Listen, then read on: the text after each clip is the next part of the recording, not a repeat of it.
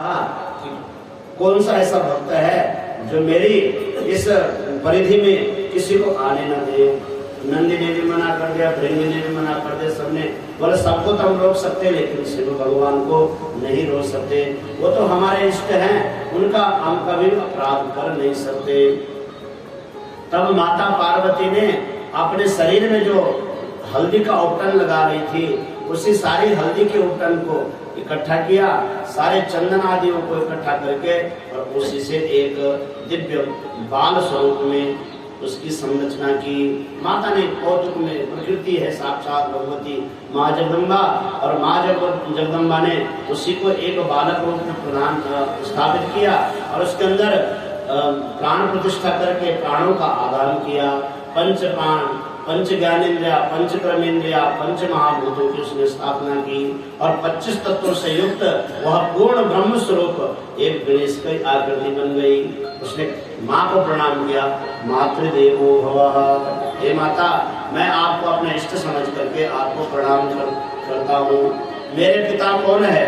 बोल तेरे पिता शिव है, लेकिन मैं तुम्हें एक आज्ञा देती हूँ।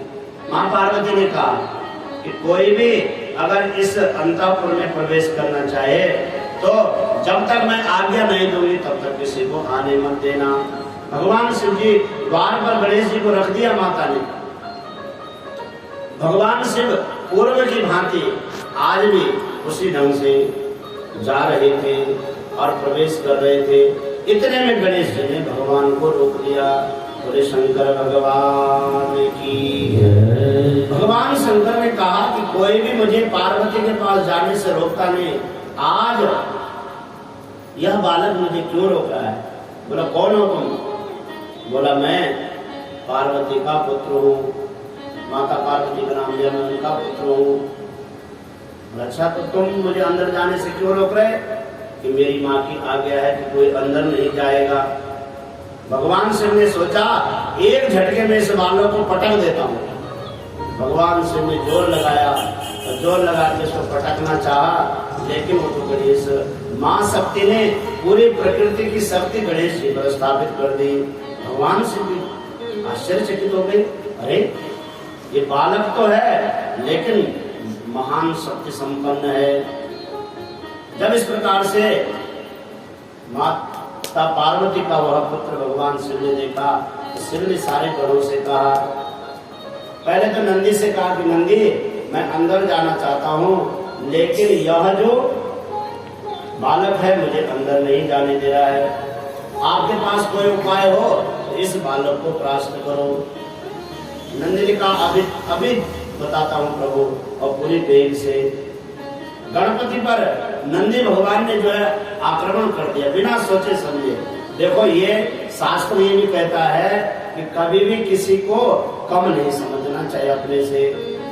नंदी का अभिमान था अपने शक्ति का, वो जानते थे कि मैं त्रिलोकीनाथ को अपने शरीर के ऊपर धारण करने की शक्ति रखता हूँ, अभिमान भी था।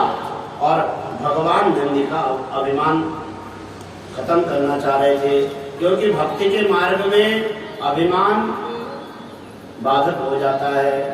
नंदी भगवान शिव की भक्ति करते थे, लेकिन एक अभिमान का अंकुर उनके मन में था। नंदी का मतलब है जो परम ज्ञानी हो, नंदयति थी नंदी, जो सबको आनंद प्रदान करने वाला है। और आनंद व्यक्ति वही व्यक्ति दूसरे को दे सकता है जो परम ज्ञानी होगा, जो सदा ज्ञान में स्थित होगा, वही दूसरे को ज्ञान दे सकता। अज्ञानी कहाँ से सुख? अज्ञानी तो संसार में दुखी है, वह किसी को सुख दे ही नहीं सकता है। सुख वही दे सकता है दूसरे को जो सदा अपने आप सुख में रहने वाला है। जिसके पास जो वस्तु होगी वही तो दूसरे को देगा। जिसके पास गालियां भरी होगी वो दूसरे को गाली देगा। जिसके पास सदवचन बचे होंगे वो सदवचन ही दूसरे को देगा। तो महाराज नंदी के पास शक्ति तो थी, लेकिन शक्ति का अभिमान था। गणपति महाराज ने एक क्षण में पृथ्वी पर पटक दिया, नंदी मूर्छित हो गए। नंदी ने दोबारा जाने की हिम्मत ही नहीं की। ऐसा झटका लगा जैसे भयंकर करंट लग जाए एक बार आदमी दोबारा जो है, जैसे कभी कभी गर्म दूध जबरदस्त पी लो, कई दिन तक जो है जिह्वा जल जाती है, फिर दोबारा आदमी सावधानी से दूध पीता है। नंदी को एक ही झटका लगा महाराज, नंदी तो दोबारा जा रहे, भगवान शिव ने कहा अरे यार नंदी हाथ हो गई, एक ही बार में खेल खत्म हो गया। भगवान तो चाह रहे थे इन सब का अभिमान करना है। इसमें बहुत दिव्य वर्णन है शिव महापुराण में। भगवान ने फिर कहा कि अच्छा नंदी की बस की नहीं तो भृंगी को भेजो। भृंगी एक सिंह वाला है, नंदी तो 2 सिंह वाला है, भृंगी के मध्य में सिंह है। उसने कहा प्रभु अभी जाता हूँ, मैं उसका पेट ही फाड़ दूंगा। अब वो गया ऐसे सिंह लेकर के, एक सिंह लेकर के, भगवान गणपति ने उसका सिंह पकड़ा और घुमाया 3 चक्कर घुमाया तो महाराज उसके आंखों में खून आ गया और उसको पहाड़ में पटक करके वहीं गिर गया। अब हिम्मत ने, अब शिव जी से बता नहीं रहा, चोट तो बहुत लग गई, लेकिन नहीं शिव जी हल्की फुल्की लगी है, बोला हल्की फुल्की लगी तो फिर जाओ, नहीं अब नहीं जाऊंगा। तब भगवान ने फिर नागों को, किन्नरों को, यक्षों को सबको बुला के जाओ। अब गणेश जी को इधर से माता पार्वती की 2 सखियां थी, जया और विजया। उन्होंने कहा कि माता तुम्हारे पुत्र के ऊपर संकट आ गया है, सारे शिवगण जो है अकेले बालक के साथ लड़ रहे हैं। माँ पार्वती ने जब ये सुना कि कितने निर्दयी है, एक छोटे बच्चे के साथ सब मिलकर के लड़ रहे हैं, माँ पार्वती ने अपने शरीर से अनंत शक्तियां उत्पन्न की और गणेश की रक्षा में लगा दी। सारी प्रकृति की शक्ति गणपति की रक्षा में आ गई। इधर से महाराज भगवान शिव ने आह्वान किया इंद्र, देवराज इंद्र का। देवराज इंद्र पूरी सेना के साथ वहां पर पहुंच गए। देवराज इंद्र ने कहा कि मैं भी प्रयास करता हूं। इंद्र ने अपने वज्र का प्रहार किया, भगवान गणपति ने और मां पार्वती की प्रकृति ने उनका वज्र जो स्तंभित कर दिया। जैसे ही वज्र स्तंभित हो गया सब आश्चर्यचकित हो गए, हो क्या रहा है, क्योंकि जिसके ऊपर जो है माता की कृपा होती है, ये शास्त्र ये कहते, देखो कथाएं तो जो भी है, कथा ये कहते हैं कि अगर माता और पिता की कृपा हो गई तो जीवन में संपूर्ण कृपाएं अपने आप होने लगती है। और गणपति महाराज के ऊपर माँ की कृपा थी, इंद्र का वज्र स्तंभित हो गया। भगवान विष्णु आए, भगवान विष्णु की स्तुति की गणपति ने, बुद्धि से कार्य ले गए। भगवान विष्णु ने भी युद्ध किया, परास्त हो गए, ब्रह्मा जी भी परास्त हो गए, धीरे धीरे सारे देवता परास्त हो गए। तो भगवान शिव को धीरे धीरे कोप आने लग गया, क्रोध आने लग गया। भगवान शिव ने कहा कि कैसा हठी बालक है, इसने मेरा अपमान तो किया ही, नंदी का अपमान भी किया, भृंग का अपमान भी किया, देवताओं का अपमान भी किया, ब्रह्मा जी का अपमान भी किया, और जब भगवान विष्णु का अपमान किया तो भगवान को क्रोध आ गया। और भगवान ने उसी समय अपना अमोघ अस्त्र त्रिशूल उठाया और त्रिशूल उठाते ही गणपति महाराज के सिर को धड़ से अलग कर दिया और वह जाकर के समुद्र में जाकर के गिर गया। उसी समय उसे कहते हैं, कई संतों का वर्णन है, उसी से जो है नारियल का जो वृक्ष है, श्रीफल उसी के माध्यम से प्रकट हुआ, वह जाकर के उधर गिर गया। अब इधर माता ने जब सुना कि मेरे पुत्र का सिर धड़ से अलग हो गया और धड़ पृथ्वी में पड़ा है, उसी समय माता भयंकर क्रोधित हो गई। गणपो वाथ विष्णुर्वा ब्रह्मा वा शंकरस्तथा इंद्रो वा यक्षराजो वा स्पंदो वा सूर्य एव वा सर्वेषां चैव संहारं कुर्वन्ति स्म निरंतरम्। अब भगवती ने कहा चाहे गण कोई भी हो, विष्णु हो, ब्रह्मा हो, रुद्र हो, कोई भी हो, आज मैं संपूर्ण सृष्टि का संहार कर दूंगी। सारे देवता माता को मनाने लग गए, हे माँ शांत हो जाओ, शांत हो जाओ। बस वो माँ कैसे शांत होगी जिस माँ का पुत्र उसी के सामने मार दिया गया हो। भगवती प्रकृति काली के रूप में आ गए माता जगदम्बा, खबर लेकर के बोले मैं सारे सृष्टि को आज भस्म कर डालूंगी। सबने भगवान शिव से कहा कि प्रभु सब गड़बड़ हो गया, हम देवताओं के द्वारा माता के पुत्र का यह अपमान हुआ और आपने उस माँ के पुत्र के सिर को धड़ से अलग किया। अब तो माता जो है बहुत क्रोधित हो गई। यदा तो गिरिजा देवी प्रसन्ना ही भवेद्य तदा चैव भवेत् स्वास्थ्यं नान्यथा कोटि यत्नतः। भगवती के शरीर से अग्नि निकलने लग गई और पूरी प्रकृति को जलाने लग गए। सबने भगवान से प्रार्थना की कि जब तक माँ गिरिजा जो है प्रसन्न नहीं होगी तब तक यह दाह जो हो रहा है यह शांत नहीं होगा। यदा तो गिरिजा देवी प्रसन्ना ही भवेद्य तदा चैव भवेत् स्वास्थ्यम नान्यथा कोटि यत्नशः। हम लोग तभी स्वस्थ हो सकते हैं जब भगवती गिरिजा प्रसन्न होगी। तो भगवान शिव ने कहा कि पूछो कैसे प्रसन्न होगी आपकी माता। तो सारे देवता जा करके भगवती की स्तुति करने लग गए। आए माँ जगदम्बा को मनाते हैं। माँ जगदम्बा की कृपा सबके ऊपर बनी रहे। जगदम्बा मैया की माता हे रानी कल्याणी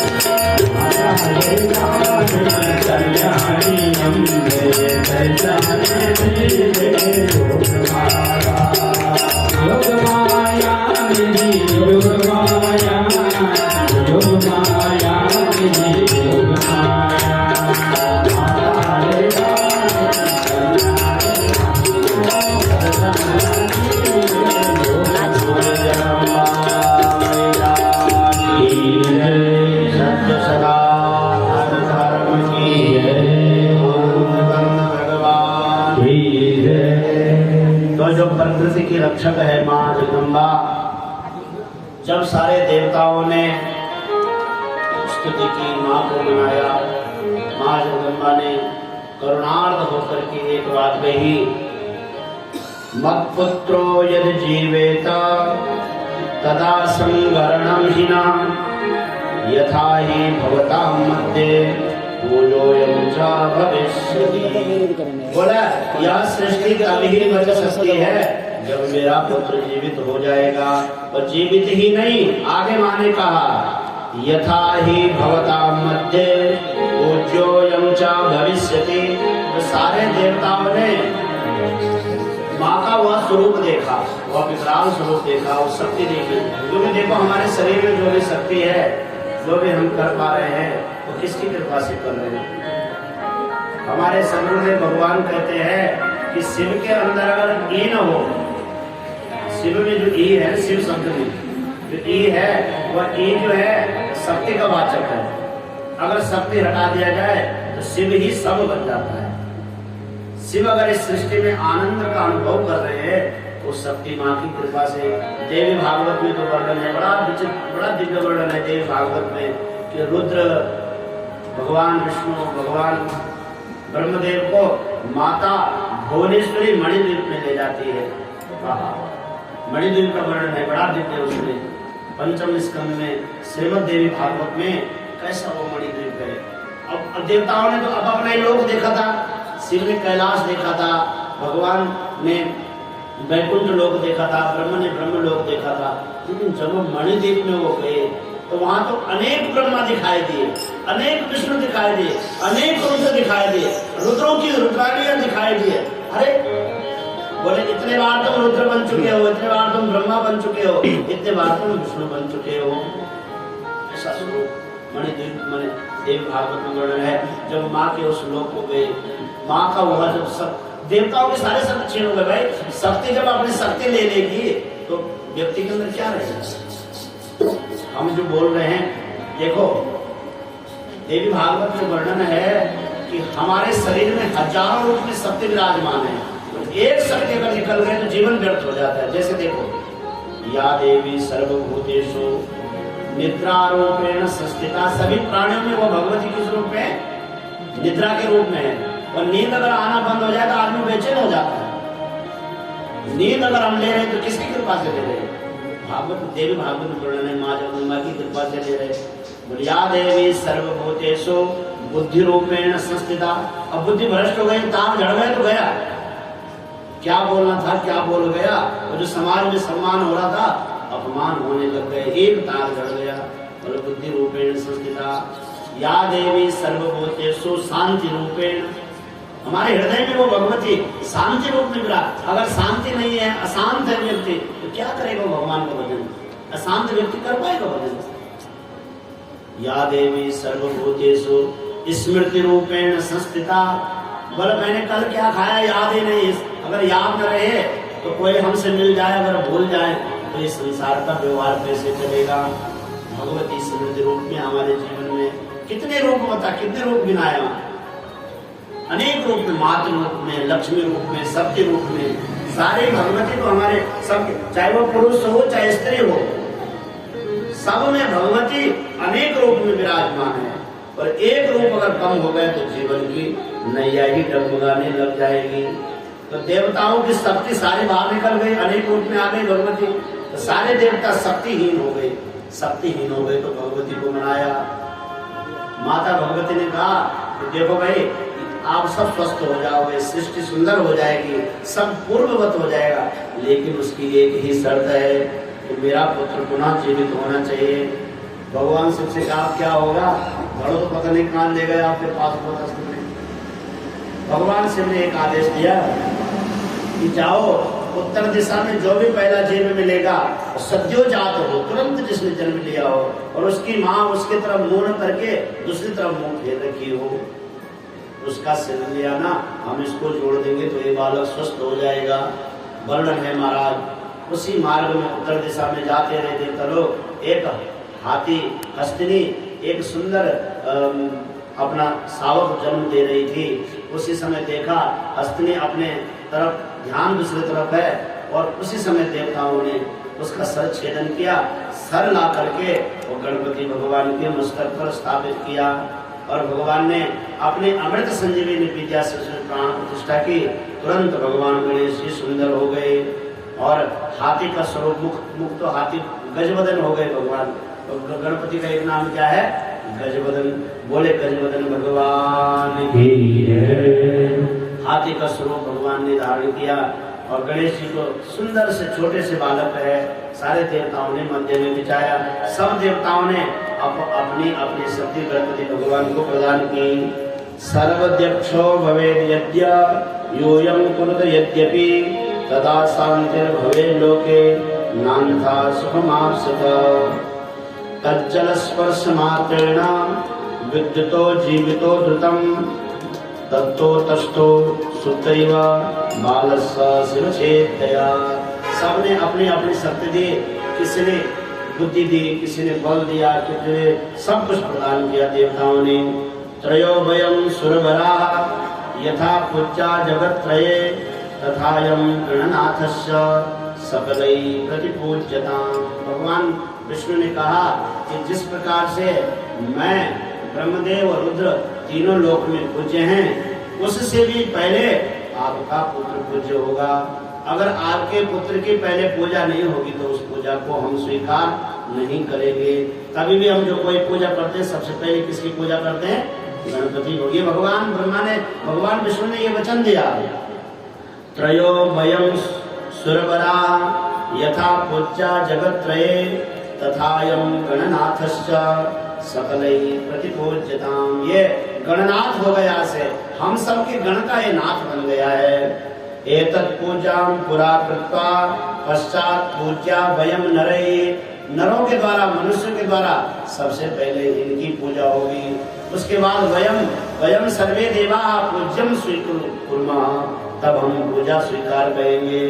वयं च पूजिता सर्वे नायं पूजा पूजितो यदा।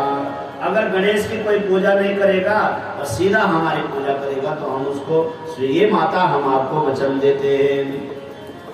संसारे सुखमिच्छन्ति ये तुलम चापिने कस त्वाम पूजयन्ते भक्त्या चतुर्थ्याम विधि पूर्वकम।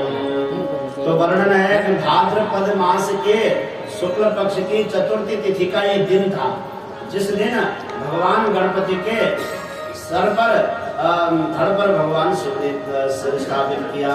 जन्म दिवस है भगवान गणपति का। तो भगवान ने कहा कि जिसके जीवन में अधिक संकट आते हो उस दिन संकट चतुर्दशी का व्रत होता है। तो गणेश जी का चतुर्थी के दिन जो है पूजन करना। श्री गणेश जी का पूजन का वर्णन है इसमें कि किस ढंग से भगवान गणेश जी का पूजन करना चाहिए। और कहते हैं अगर ज्यादा परेशानी हो रही हो, संसार में विघ्न बाधाएं ज्यादा आ रही हो, तो गणेश जी के 12 नामों का नित्य स्मरण करें। प्रणम्य शीर्षा देवम गौरी पुत्रम विनायकम भक्तावासम स्मरे नित्यम आयुष कामान सिद्धये। बोले उसके जीवन में आयु विद्या धन धान्य की पूर्ति होती है। और शास्त्रों में भी वर्णन है कि कलो चंडी विनायक हो। अन्य युग में तो अन्य देवताओं का पूजन होता था, लेकिन कलिकाल में चंडी का और विनायक का बड़ा महत्व है। भगवती दुर्गा का और विनायक की पूजा का महत्व है। भगवान गणेश की पूजा जरूर करना चाहिए। और हम तो सबको बताते हैं कि अगर घर में रिद्धि सिद्धि चाहते हो, धन दौलत चाहते हो, तो बुधवार के दिन नित्य भगवान गणपति को दुर्गा चढ़ाओ। और जिसके हार्ट संबंधित रोग है, तो वर्णन है कि जो गणेश जी को चढ़ी हुई दुर्गा है, उस दुर्गा को ला करके पीसो, उसका रस निकालो और उस रस का पान करो, तो महाराज हृदय संबंधी जो रोग है वो भी धीरे धीरे शमन हो जाएगा। गणेश जी को मोदक प्रिय है, लड्डू चढ़ाना चाहिए, ऐसा वर्णन है शिव महापुराण में कि जो चतुर्थी तिथि होती है, प्रत्येक मास की चतुर्थी तिथि, उस दिन अगर व्यक्ति अपनी कामना के अनुसार, जैसे उसकी कामना है, अगर बड़ी कामना है तो ज्यादा लड्डू चढ़ाए, छोटी कामना है तो कम लड्डू चढ़ाए। लेकिन लड्डू का भोग से भगवान गणेश जी प्रसन्न हो जाते हैं। महाराष्ट्र में तो बड़ा गणपति महाराज का बड़ा महात्म्य है, बड़ा पर्व मनाया जाता है। गणपति बप्पा मोरया करके गणेश जी का अब आने वाला है भाद्र मास में मूर्ति स्थापना होती है। और मूर्ति स्थापना करके बाद बड़ी पूजा होती है, बड़ी बड़ी पांडालों में भगवान गणपति की पूजा होती है। और बाद में भगवान गणपति का विसर्जन भी होता है। तो अब दो रूप में है। पहले के समय में मिट्टी की मूर्तियां बनती थी, शुद्ध मिट्टी की मूर्ति बनती थी, तो उनका विसर्जन होता था तो जल में वो मिट्टी मिल जाती थी। आजकल क्या कर रहे हैं लोग कि केमिकल लगा करके वो बना रहे हैं। मूर्ति को सजाने के लिए अनेक प्रकार के प्लास्टिक की वस्तुओं का प्रयोग कर रहे हैं। अब उस मूर्ति का हम जब अगर नदी में विसर्जन करते हैं, मिट्टी तो गल जाती है, लेकिन उस मूर्ति को सजाने में जो केमिकल इत्यादि का प्रयोग होता है, वह जो है जलाशयों को दूषित कर रहा है। धीरे धीरे अब जो है अपने घर में आप जो है स्थापित कर दीजिए गणेश को। जैसे चांदी की मूर्ति बना लीजिए, अष्ट धातु की मूर्ति बना, और प्रत्येक घर में गणेश जी की मूर्ति होनी चाहिए, ये वर्णन है। गणेश, भगवती दुर्गा, अरे पंच देवता है ना, इनको जरूर अपने घर में स्थापित करिए। गणेश हो गए, भगवती दुर्गा हो गई, भगवान नारायण हो गए, जैसे शालिग्राम के रूप में रखो, कृष्ण के रूप में रखो, जिस रूप में रखना है घर में भगवान को इस रूप में रखो। 3 हो गए, देखो गणेश जी हो गए, भगवती दुर्गा हो गए और भगवान शालिग्राम हो गए। भगवान विष्णु का श्री विग्रह होना चाहिए, किसी रूप में रखो। और एक तुलसी, उसमें सूर्य भगवान है। पंचायतन में तो सूर्य भगवान भी है। सूर्य भगवान में ग्रहों के अधिष्ठात्री सूर्य है, सूर्य का भी कोई चिन्ह होना चाहिए। या कई लोग तो आज के समय में एक ये भी है कि 7 घोड़ों का एक चित्र जो है पूर्व दिशा में लगाते हैं। ये जो है अभ्युदय का प्रतीक है। भगवान सूर्य का चित्र भी घर में होना चाहिए। ये 5 देवताओं का जो है हमारे पास जो है संग्रह होना चाहिए, तब हमारी पूजा जो है सफल होती है। अगर अपने जीवन में अभ्युदय चाहते हैं, हमारा जीवन खूब श्रेय की ओर बढ़े, तो सबसे पहले उसमें वर्णन है कि भगवान गणेश को आप अपने घर में स्थापित कर दीजिए। वो कब करना है ये भी आ रहा है, शिव पुराण में वर्णन है कि जो भाद्रपद मास की चतुर्थी तिथि है शुक्ल पक्ष की, उस दिन जो है गणेश जी की मूर्ति बाजार से लाओ, पहले दिन लाओ, उसको फिर दूध में रखो रात्रि भर। वैसे अगर सामर्थ्य हो तो किसी ब्राह्मण के द्वारा उसकी जैसे प्रतिष्ठा होती है प्रतिष्ठा करवाइए। जलादिवास, अन्नादिवास, वस्त्रादिवास, प्राण प्रतिष्ठा पूर्वक, क्योंकि जहाँ मूर्ति बनाते हैं, मूर्ति तो केवल वो पाँव के नीचे में रखते हैं, उसको जो बनाने वाले कारीगर उसको मशीनों में डालते हैं, उसको आकार देने के लिए अनेक प्रकार से उसका छेदन भेदन करते हैं। उसके शुद्धिकरण के लिए ये प्रकार के नियम है शास्त्रों में। जलादिवास हो, अन्नादिवास हो, एक दिन जल में रखो उसको, एक दिन अन्न में रखो, एक दिन वस्त्र के अंदर रखो, एक दिन पुष्प में रखो, जो आप चाहते हैं। एक दिन धन में रखो, अगर आप ऐसा चाहते हैं, धन में चाहते हैं, एक दिन गणपति भगवान को धन में रखो। अगर कहे शास्त्र में, आप अंतिम में हमारे शास्त्रों में तो इतनी सुविधा है कि अगर आप धातु की मूर्ति नहीं बना सकते हो तो गणपति को गोबर की मूर्ति से भी पूजन कर सकते हैं। पहाड़ों में तो है गोबर से ही गणपति का निर्माण करते हैं, लेकिन वह एक नैमित्तिक पूजन के लिए है। गणपति का जो गोबर का गणेश पूजन है वह एक विशेष यज्ञों में उसकी प्रतिष्ठा होती है। आप जो है धातु की मूर्ति जरूर अपने घर में एक भगवान की रखिए। उससे क्या होगा, आपके जो जितने भी संतति है, बालक है, भगवान गणेश का पूजन करके तब घर से निकलेंगे, एक जरूर संस्कार बनाओ। ये संस्कार अगर आप बचपन से देते रहेंगे, बच्चों के पास बच्चे जो है आपके देवालय में जाए, गणेश जी को गंधाक्षर चढ़ाए, अपने आप टीका लगाए, उनका घर से निकले, ऐसा भाव बनाइए। और ऐसे स्कूलों में मत रखो बच्चों को जहाँ जो टीका लगाने के लिए मना करते हैं। ध्यान रखो, अगर आप नहीं रखने लगेंगे वो टीका फिर नहीं करेंगे ज्यादा, क्योंकि हम उनका नियम का पालन करते हैं। वो बोलते हैं कि टीका लगा के मत आने, कल ये जो रक्षा सूत्र पहन के मत आने, तो हम वैसे करते हैं। जब हम उनकी बात मानने लग गए तो हमारे सनातन धर्म को धीरे धीरे ये धर्म की बात इसलिए बताई जा रही है, उनका साथ हम दे रहे हैं, इसलिए वो हमारे साथ ऐसा कर रहे हैं। जिस दिन दृढ़ हो जाएंगे कि नहीं भाई, हमारा बच्चा आएगा तो ऐसी वेशभूषा में आएगा, भारतीय वेशभूषा में आएगा।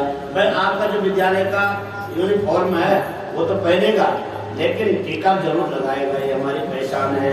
सिखा हो, सूत्र हो, ये सब शास्त्र यही तो वर्णन कर रहे हैं। आइए, गणपति भगवान की स्थापना का सुंदर अवसर है। माता बहुत प्रसन्न हो गई जब गणपति का यह स्वरूप देखा। माँ जगदम्बा प्रसन्न हो गई। बोले जगदम्बा मैया की जय। संसारे सुखमिच्छन्ति ये तुलम चाप्यनेकशः तां पूजयन्तु ते भक्त्या चतुर्थ्यां विधिपूर्वकम्। बोले हे गणेश, माँ जगदम्बा ने कहा जो संसार में सुख चाहेगा, जो संसार में अपने जीवन को आनंदमय बनाना चाहेगा, देखो आनंद तो सबको चाहिए, चाहे वो कोई भी हो, सुख सब चाहते हैं। उसके लिए कहा कि चतुर्थी तिथि को चतुर्थ्याम पूजे विधिपूर्वकम्। चतुर्थी तिथि को भगवान गणपति को, चतुर्थी तिथि को भगवान गणेश जी की पूजा जरूर करनी चाहिए। और शुरुआत कहाँ से करना है? बोले जो भाद्र मास की शुक्ल पक्ष की चतुर्थी तिथि आए वहां से प्रारंभ करना है। अस्माकं नियमं पूर्वं कृतस्य सुखदो हिवां यश्चैव पृथ्वीं सर्वां प्रान्त्वा पूर्वमुपाव्रजेत। सारी वसुंधरा आनंदित हो गई। गणेश भगवान माता ने अभी तो सारी पृथ्वी को क्षोभित कर दिया था, लेकिन जैसे ही भगवान गणपति की प्राण प्रतिष्ठा हुई, भगवान गणपति सुंदर स्वरूप में आ गए, वैसे संपूर्ण वसुंधरा में आनंद होने लग गया। देवता आकाश मंडल से पुष्प वर्षा करने लग गए, सुंदर सुंदर नृत्य गायन होने लग गया। और गणपति उत्सव, इसी को हम गणपति उत्सव मनाते। बोल गणेश जी महाराज की जय, आनंद कंद भगवान की जय।